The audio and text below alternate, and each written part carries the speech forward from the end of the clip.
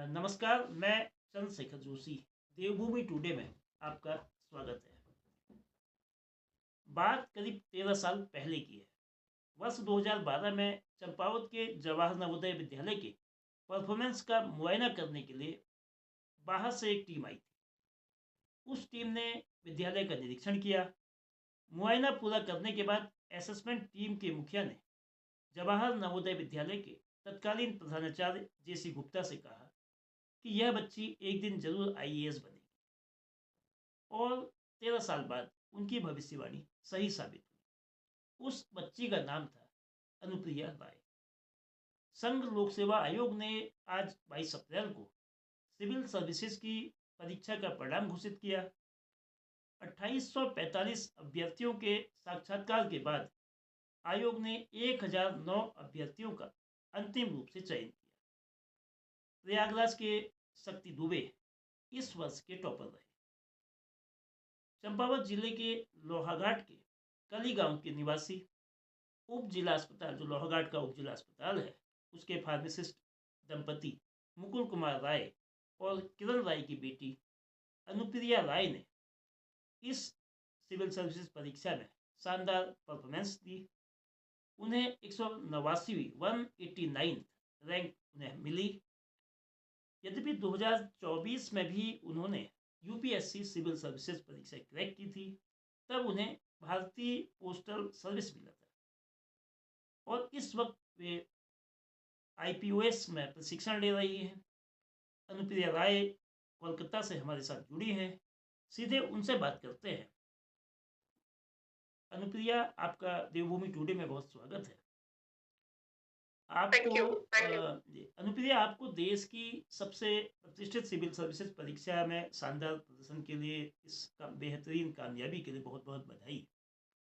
ये ठीक है कि कामयाबी आपकी आदत में शुमार है, लेकिन आज जब आपको सिविल सर्विसेज परीक्षा के नतीजे की जानकारी मिली और 189 रैंक की जानकारी मिली, तो आपकी पहली प्रतिक्रिया क्या थी? सो मैं बहुत ज्यादा खुश हुई। मैंने ऐसा एक्सपेक्टेड था कि आज रिजल्ट आएगा और थोड़ा एक मन में थोड़ा डर भी रहता है कि क्या परिणाम होगा। परिणाम से सबको डर लगता है। तो लेकिन मैंने अपने मेरे पेरेंट्स भी थैंकफुली इस टाइम पे कोलकाता आए हुए थे मुझसे मिलने।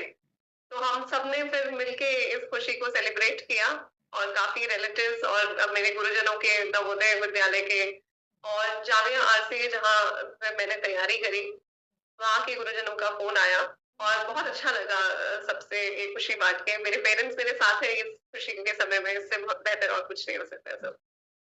आपकी शुरुआती पढ़ाई कहाँ से हुई, उच्च शिक्षा कहाँ से प्राप्त की, जो पारिवारिक पृष्ठभूमि और भाई और परिवार के दूसरे सदस्य किस तरह से आगे क्या कर रहे हैं, इसके बारे में जानकारी।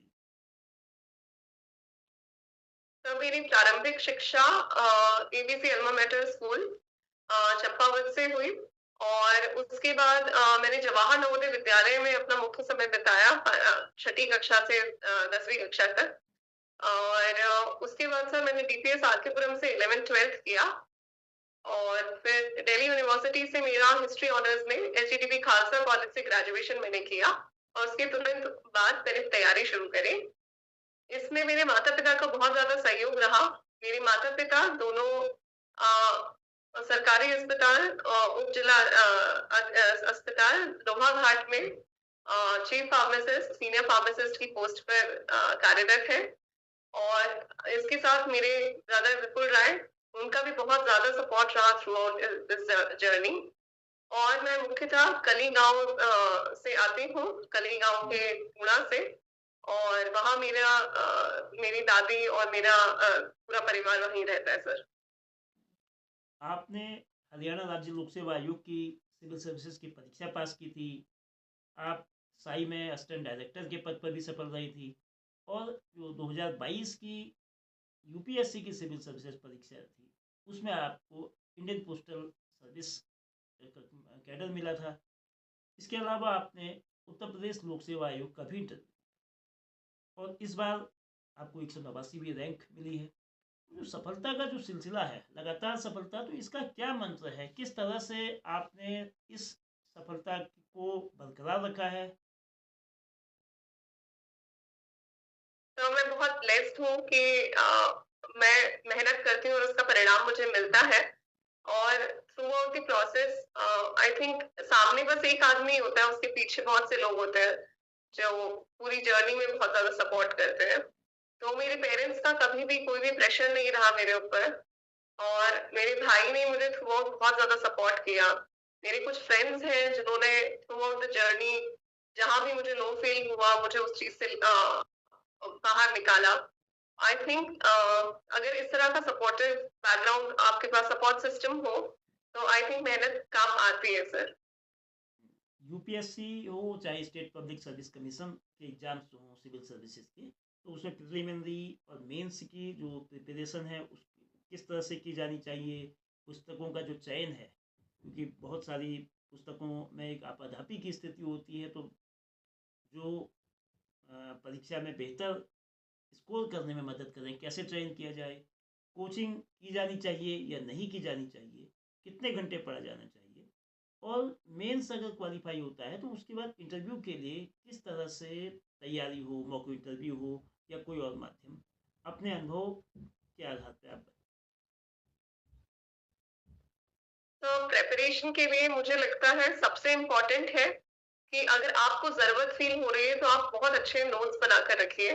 बिकॉज आपके नोट्स आपका बिल्कुल एक सच्चे साथी की तरह आपके साथ रहेंगे। आप एक बार उन पे मेहनत कर लीजिए, और चाहे वो प्रीलिम्स के नोट्स हो चाहे मेंस के नोट्स हो। मैंने जैसे प्रीलिम्स परीक्षा के लिए बहुत छोटे छोटे हर सब्जेक्ट के नोट्स बनाकर रखे हुए हैं, और मैंने 2019-20 इसी में बना लिए थे जो मैं हर साल पढ़ती हूँ, और उसी को पढ़ के मैं बार बार अटेम्प्ट देती हूँ। और उसमें मुझे बहुत ज्यादा समय नहीं लगता पढ़ने में क्योंकि वो बहुत छोटे से नोट्स हैं। सिमिलरली मैंने मेंस के अलग तरीके से नोट्स बनाए, और उसमें मैंने थोड़ा डिटेल्स ऑनलाइन नोट बनाए क्योंकि कई बार करंट अफेयर्स हमें ऐड करने पड़ते हैं थ्रू आउट, नए नए करंट अफेयर्स। तो हर एक टॉपिक जो मेंस का एक एक टॉपिक है उसमें मेरे पास छोटे छोटे नोट्स हैं, जिससे मैं उसको आंसर कर सकूं किसी भी तरह के क्वेश्चन को। और जहां तक रही सर कोचिंग की बात, ये एक इंडिपेंडेंट इंडिविजुअल का डिसीजन होना चाहिए। एक भेड़ चाल की तरह क्योंकि दुनिया कोचिंग ज्वाइन कर रही है इसीलिए कोचिंग नहीं ज्वाइन करनी चाहिए। अगर आपको स्पेसिफिकली लग रहा है कि आपको जरूरत है किसी एक सब्जेक्ट में तो तभी ज्वाइन करना चाहिए। मैंने स्पेसिफिकली कहीं से कोचिंग नहीं ली। मैं जामिया आरसीए, जहाँ पे एक माहौल मिल जाता है सारे स्टूडेंट्स को तैयारी करने का। वहाँ 24 घंटे लाइब्रेरी की सुविधा है, और बहुत अच्छा कई बच्चे साथ मिलकर तैयारी करते हैं, तो मैंने वहाँ अपनी तैयारी करी।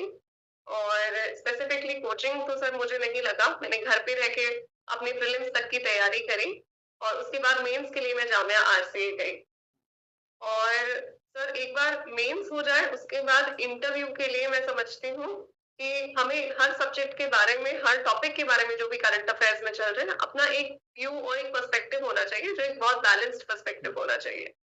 और कॉन्फिडेंटली आप अपने आप को प्रेजेंट करें इंटरव्यू बोर्ड के सामने तो वो काफी आपकी खुद से मदद करते हैं। तो क्या इसमें मॉक इंटरव्यू किसी तरह के लिए हेल्पफुल होता है, या बिना मॉक इंटरव्यू के भी उतनी ही कॉन्फिडेंटली एप्लीकेंट परीक्षा दे सकता है साक्षात्कार को लेकर? तो मॉक इंटरव्यू भी मैं मानती हूँ कि एक पर्टिकुलर चीज है। तो मैं मेरा खुद का एक्सपीरियंस ये है कि मॉक इंटरव्यू में बहुत ज्यादा जब भी देती थी तो मुझे लगता था वो इतने सारे इनपुट्स दे दे रहे हैं कि मेरी अपनी पर्सनालिटी बदलती जा रही है, क्योंकि मैं कई बार सोचती थी अच्छा ऐसा नहीं करना है इनके हिसाब से करना है। उससे मेरा जो असली जो मेरा खुद का परफॉर्मेंस था वो इफेक्ट होता था। तो मैंने इस बार इंटरव्यू के लिए बहुत कम केवल 2 से 3 ही मॉक इंटरव्यू दिए। आप इंडियन पोस्टल सर्विस में की प्रशिक्षण ले रही थी, ऐसे में प्रशिक्षण के बीच जो आपने तैयारी की, उस तैयारी के लिए कैसे समय निकाला? नौकरी के साथ तैयारी, और जो बच्चे जो स्टूडेंट्स केवल तैयारी करते हैं फुल टाइम, तो उन के बीच उन अभ्यर्थियों को मतलब किस तरह से आप सलाह देंगे कि जो काम अर्न करते हुए कैसे वो लर्न करें, यानी कि रोजगार में होने के साथ कैसे इस तैयारी को करें, और जो इंडिपेंडेंटली इस काम को कर रहे हैं वो कैसे आगे बढ़े? तो इंडियन पोस्टल सर्विसेज में मैं अभी प्रशिक्षण ले रही हूँ और मैंने अपनी छुट्टियों का उपयोग किया और मैं जो लोग वर्किंग है मैं उनको यही सजेस्ट करूंगी कि अगर आप लीव के लिए अप्लाई कर सकते हैं एग्जाम के समय, जब भी आपका एग्जाम है तो और आपको लीव मिल जा रही है तो इससे बेहतर कुछ नहीं हो सकता है। और जो लोग वर्किंग है उनको लीव नहीं मिल पा रही है वो मैं मानती हूँ ये बहुत कठिन है, पर आपको उसी समय से जो आपके पास 10 से 5 के बाद समय बच रहा है, आपको उसी से कुछ राशन करके समय निकालना पड़ेगा। और मैंने मेरे कई मित्र ऐसे हैं जिन्होंने वर्किंग रहते हुए थ्रू आउट 24/7 वर्किंग रहते हुए उन्होंने इस एग्जाम को क्रैक किया है और मैं मानती हूँ ये बहुत डूएबल है। उत्तराखंड के संदर्भ में हम बात करें तो उत्तराखंड के जो पिछड़े यानी कि जो रिमोट एरियाज हैं, जो बैकवर्ड एजुकेशनली बैकवर्ड एरियाज हैं, जहाँ सरकारी स्कूलों की स्थिति बहुत बेहतर नहीं है, कोई कोचिंग की सुविधा नहीं है, कोई एडिशनल ऐड उनको मिल सके वो व्यवस्था नहीं है। बहुत सारे ऐसे पेरेंट्स हैं जिनकी फाइनेंशियल पोजीशन बहुत ठीक नहीं होती है। ऐसे भी पेरेंट्स हैं जो गाइडेंस नहीं दे पाते हैं। तो उन इलाकों में उन युवाओं को, उन स्टूडेंट्स को जो आगे बढ़ना चाहते हैं, जिनमें प्रतिभा है, तो वो कैसे इस दिशा में बढ़ें, कौन सा रास्ता अपनाएं कि वो दूर रह के भी उस सफलता की ओर सोच सकें, उस सफलता की ओर बढ़ सकें जो सुविधाजनक स्थानों पर रहने वाले बच्चों को मिले। सर मैं जहाँ पर इंटरनेट कनेक्शन अच्छा है, आजकल इंटरनेट रेवोल्यूशन जो चला है, अगर आप अच्छे से इंटरनेट का प्रयोग कर पा रहे हैं, आप आजकल एक-एक चीज ऑनलाइन अवेलेबल है, चाहे वो एनसीईआरटी की किताबें हों, चाहे जो भी बेसिक बुक पढ़नी है इसके लिए प्रिपरेशन के लिए, वो सारी basic books as well as guidance सारा ऑनलाइन अवेलेबल है। किसी भी चीज आप सिलेबस देख सकते हैं, उस सिलेबस को डाउनलोड करिए और उस सिलेबस के की वर्ड्स जितने भी हैं उसके पीछे यूपीएससी टाइप करके सारी तैयारी करिए, वो सारा मटेरियल मिल जाता है। मैंने ज्यादातर तैयारी अपनी ऑनलाइन ही करी और मेंस के लिए जो आंसर राइटिंग करनी होती है वो मैंने बाहर दिल्ली जाके आरसीए में जाकर करी, जामिया आरसीए में। तो एक इंटरनेट के थ्रू हम बहुत अच्छी तैयारी कर सकते हैं और गाइडेंस भी प्राप्त कर सकते हैं। जो बच्चे अभी बहुत छोटे हैं उनको उनके माता पिता को मैं यही सजेस्ट करूंगी कि नवोदय विद्यालय बहुत अच्छा एक प्लेटफॉर्म प्रोवाइड करते हैं। तो जवाहर नवोदय विद्यालय में अगर आपके बच्चे का सिलेक्शन हो जाता है तो आप वहां से एक बहुत अच्छा प्लेटफॉर्म मिल जाता है। सिविल सर्विसेज की तैयारी किस समय से शुरू करनी चाहिए? क्या ये इंटर के बाद की जानी चाहिए? क्या ये ग्रेजुएशन करने के बाद की जानी चाहिए? या कौन सा टाइम सुटेबल है जो उनको आगे इसमें अपने उद्देश्य को, अपने लक्ष्य को पाने में मदद करे? आई फील कि ग्रेजुएशन के बाद ही सिविल सर्विसेज की प्रिपरेशन करनी चाहिए और थ्रू आउट द ग्रेजुएशन हमें एक्सप्लोर करना चाहिए कि हमें सिविल सर्विसेज में जाना है कि नहीं। क्योंकि ग्रेजुएशन के समय जब बच्चा 12th के स्कूल से बाहर निकलता है 12th के बाद, तो उसको कई बहुत एक्सपोजर मिलता है, कई चीजें देखने को मिलती है। तो अपने इंटरेस्ट के अनुसार उसको समझना चाहिए पहले अपने आप को कि वो किस दिशा में जाना चाहता है। अगर उसे सिविल सर्विसेज में इंटरेस्ट है तो ग्रेजुएशन में थोड़ा एग्जाम को समझने चाहिए कि किस तरह का एग्जाम है, उसकी क्या जरूरतें हैं और फुल फ्लेश तैयारी ग्रेजुएशन के बाद से सर मैं समझती हूँ बेहतर रहती है। अनुप्रिया, आप कोलकाता में हैं और सौभाग्य है कि इस सफलता के मौके पर आपके माता पिताजी आपके साथ हैं। तो तो आपके पिताजी मुकुल कुमार राय जी से सीधा सवाल है। राय साहब, आपको बेटी की कामयाबी पे बहुत बहुत बधाई है। और बहुत बहुत धन्यवाद सर, बहुत बहुत धन्यवाद। धन्यवाद सर, धन्यवाद। बेटी की कामयाबी पे आपकी प्रतिक्रिया पूछने की आवश्यकता नहीं है, वो प्रतिक्रिया जग जाहिर है कि उस, लेकिन अब आप ये बताइए कि बेटी को कामयाबी के शिखर तक पहुंचाने के लिए जो कदम कदम पर किस तरह से आपने साथ दिया, हौसला दिया, मोटिवेशन दिया, इस राह में कभी अड़चनें भी आई होंगी, तो उन अड़चनों से कैसे पार पाए? सर वही होता है कि जब एक बच्चा चलना सीखता है तो उसके पेरेंट्स को उसे देखना चाहिए और वह कहाँ पर चल रहा है, कहाँ पर गिर रहा है, जहां पर बच्चा गिर रहा है तो उसको वहां पर संभालना चाहिए। और उसी तरह से जो है हमको अपने बच्चे की प्रतिभा को समझना चाहिए और बच्चे पर अननेसेसरी कोई दबाव नहीं डालना चाहिए। बच्चा जिस जिस दिशा में जा रहा है हमें उसका वहां पर सहयोग करना चाहिए और वहां पर उसे कुछ दिक्कतें आती है तो उसके मनोबल को बढ़ाना चाहिए। और असफलताएं तो आती है। असफलता के समय यदि आप बच्चे के मनोबल को बढ़ाएंगे और उससे बहुत ज्यादा उम्मीदें आप नहीं करेंगे, जो उसको आप असफलता को झेलने की क्षमता रखते हैं, उसमें आपको पेशेंस होना चाहिए, संयम होना चाहिए कि हमारा बच्चा ये जो कर रहा है इसमें सफलता और असफलता के दोनों 50-50% चांस हैं और हमको दोनों चीजें एक्सेप्ट करनी आनी चाहिए। अनुप्रिया जी, आपकी माता जी भी आपके साथ हैं, किरण राय जी, तो बहुत स्वागत है। किरण जी, आपको बहुत बधाई। धन्यवाद सर। आप धन्यवाद जी बहुत आप चूंकि नौकरी में आप दोनों हैं, तो बतौर एक माँ और एक महिला होने के नाते आपको घर और सरकारी कार्य दोनों की जिम्मेदारी निभानी होती। तो ऐसी हालत में, ऐसी परिस्थिति में अपने बच्चों को किस तरह से गाइडेंस किया, किस तरह से उनकी देखभाल की, किस तरह से पढ़ाई के लिए और सही दिशा में आगे बढ़ने के लिए प्रेरित किया? सर वैसे तो अनुप्रिया अपने आप में है, बहुत ज्यादा टैलेंटेड है, इसको हमको बहुत ज्यादा वो करने की जरूरत नहीं पड़ी। और बस जैसे ही आम सब माताएं अपने बच्चों की देखभाल करती हैं, वैसे ही मैंने भी की। बस समय समय पर इनकी देखभाल करती रही, मैं किस दिशा में जा रहे हैं और किस तरह से पढ़ाई कर रहे हैं। हाँ, बचपन में मैं बहुत स्ट्रिक्ट रही और मैंने बहुत ज्यादा इन पे शायद थोड़ी सख्ती भी ज्यादा करी तो उस वजह से हो सकता है कुछ हो गया हो, नहीं तो मैंने कुछ ऐसा खास नहीं किया है। ये इसकी अपनी प्रतिभा है, अपनी प्रतिभा के बल पे ये आगे बढ़ी है और मैंने तो उतना ही किया है जितनी सब मम्मियां करती हैं अपने बच्चों के लिए। तो अनुप्रिया जी, क्या जो आप अभी आपके आईएएस के अटेम्प्ट बचे होंगे, तो क्या अभी आगे भी आने वाले वर्षों में भी इसमें अभी कोशिश रहेगी? तो कोशिश तो मैं हर बार सोचती हूँ कि इस बार छोड़ दूंगी, फिर मैं अल्टीमेटली दे देती हूँ अटेम्प्ट। तो सर ऐसे ही थोड़ा अनसर्टेन ही रहता है सर। अभी आई थिंक मैं दूंगी but not very sure sir. जी बहुत धन्यवाद और बहुत बधाई आप सभी को। और सर इसमें मैं एक चीज और ऐड करना चाहूंगी। पेरेंट्स बहुत ज्यादा हम्बल अभी बन रहे हैं but I think they have supported me a lot through out.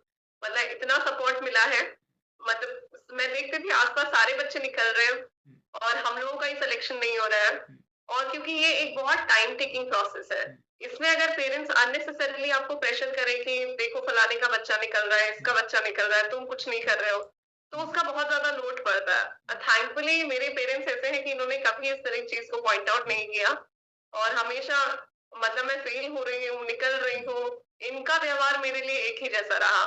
तो आई थिंक ये बहुत ज्यादा मैटर करता है। जी बहुत बहुत धन्यवाद और बहुत शुभकामनाएं। उत्तराखंड राज्य लोक सेवा आयोग की सिविल सर्विसेज परीक्षा में वैभव गंडपाल ने 2024 में दूसरा स्थान पाया था और ठीक 2001 साल पहले 2024 में टनकपुर के रोमित भट्ट ने भी यूपीएससी सिविल सर्विसेज क्लियर की थी और इस वक्त वे इंडियन रेवेन्यू सर्विस की ट्रेनिंग ले रहे हैं। ये सफलता के उदाहरण बताते हैं कि पहाड़ के दूर दराज के क्षेत्रों में सुविधाएं बेशक कम हैं, लेकिन प्रतिभाओं की कोई कमी नहीं है। यहाँ की मेधाएं अपने अपने तरीके से ज्ञान की रोशनी बिखेर रही हैं और यही काम लोहाघाट के कली गांव की अनुप्रिया राय ने किया। उम्मीद करते हैं कि भविष्य में ये अधिकारी रिमोट एरियाज की दिक्कतों को दूर करने में अहम भूमिका निभाएंगे और अन्य लोगों को भी प्रेरित करेंगे। बहुत बहुत धन्यवाद।